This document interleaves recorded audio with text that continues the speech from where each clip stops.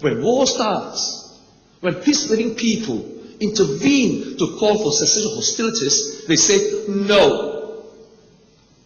There must be a decisive victor so that there will be a peace imposed on the subjugated, on the vanquished. Otherwise, it will be a half peace.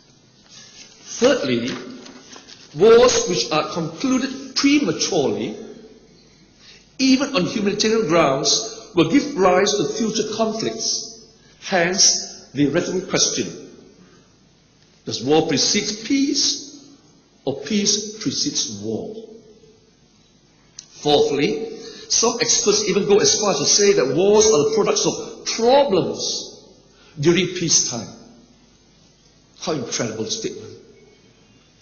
As war is an act of policy, it is politics by other means, violent and brutal means. If politics is power, so is war. Next principle: the humanitarian arguments for speedy cessation of hostilities when war has commenced is misguided, because war's purpose is to solve a problem which all other policy options have failed. Next, therefore, peace precedes war, and periods of peace are merely interwar periods for rearming, refitting, and retooling of the military. The notion that war does not solve anything applies equally to its corollary, nor does peace. A good war, one which has been waged and won decisively, will shape and ensure the quality of peace. War and peace is highly contextual, as different societies have different values and perspective. The key determinants are religion and culture. And war is necessary to resolve security problems. Lastly, if wars are not controlled, it should not be so restrictive so as to defeat the political purpose of having to wage war. Pause again at this last principle advocated by the warmongers. If wars are to be controlled, it should not be so restrictive as to defeat the political purpose of having to wage war. So we have to understand, when war is waged, what is the political objective? So if we know for a fact that war is waged for economic plunder, obviously the aggressive nation will not stop hostilities until they have achieved the complete subjugation of the nation, so as to be able to exploit the wealth of that nation, be it oil, copper, what have you. Now, some of us who are in universities, who study political science or mass media, may come across this incredible so-called expert intellectual praised throughout the corridors of power. And his name is Edward Luftwak. And he wrote a thesis called "Give War a Chance." Incredible title to a thesis for which he was awarded a PhD. Only donkeys. And he says this: an unpleasant truth often overlooked is that although war is a great evil, it does have great value. It can resolve political conflicts and lead to peace. This can happen when all belligerents become exhausted and when one wins decisively. Either way, the key is that fighting must continue until resolution is reached. War brings peace only after passing a culminating phase of violence. And since the establishment of the United Nations and the enshrinement of the great power politics in its Security Council, however, wars among lesser powers have rarely been allowed to run their course. Instead, they have typically been interrupted early on before they could burn themselves out and establish the preconditions for lasting settlement. Members of the Commission, Mr. Chairman, and members of the public, can any one of you here today consider those 15 principles, and that, as enunciated by Karl von Clausewitz, as that of a madman?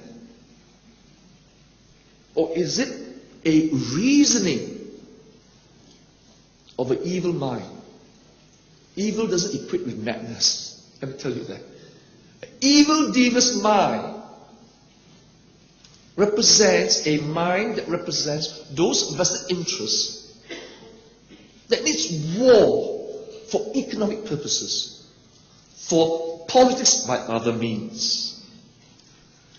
And throughout history, it's very sad that the people in the forefront who could uphold law, who could defend law, are the first people to surrender, to sell their soul to these warmongers, to these war criminals. And I refer to none other than my sad profession, the lawyers. And I always, when I was in practice, in the corridors of the courts, my clients are enthralled and all lawyers wearing their dark suits, striking, up and down on an ego trip. I always tell them, actually the lawyers are glorified clerks in penguin suits. I have such cynicism and such anger towards the legal profession because throughout history, it's we, the lawyers and the judges, who have betrayed the people, who have betrayed the trust which the people have imposed in us to fight for justice, to fight for peace, and to fight for justice.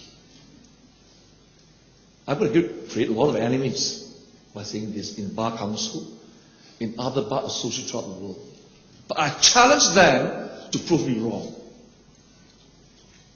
Because how can we have apartheid in South Africa for so long if the lawyers would stand up to the plate, represent all the victims of the black Africans who were exploited or oppressed by a white apartheid regime?